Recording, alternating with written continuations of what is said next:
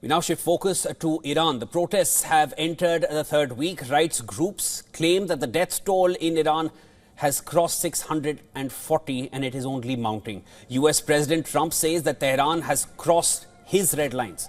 Trump has fired his first salvo against Iran, saying a 25% tariff will be levied on all countries trading with Iran.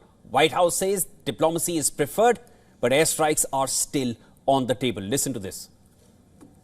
Well, I think one thing President Trump is very good at is always keeping all of his options on the table, and airstrikes would be one of the many options that are on the table for the commander-in-chief. Diplomacy is always the first option for the president. However, with that said, the president has shown he's unafraid to use military options if and when he deems necessary, and nobody knows that better than Iran. Trump has claimed that Iranian leadership has reached out and wants to negotiate, but a report citing officials claims that Trump is currently leaning towards authorizing fresh military strikes on Iran.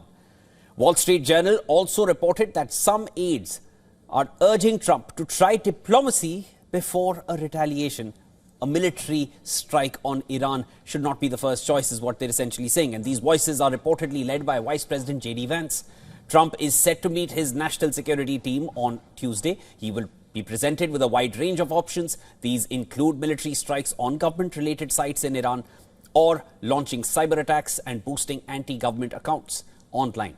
Trump has already activated one of the options. The US president announced a tariff, as I mentioned earlier, on any country that is trading with Iran. He wrote, any country doing business with the Islamic Republic of Iran will pay a tariff of 25% on any and all business being done with the United States. According to the economic database Trading Economics, Iran's main trading partners are China, Turkey, UAE and Iraq. Iranian officials have denounced Trump's threats of military action and even threatened to strike US bases and Israeli bases and Israel if Trump follows through with this.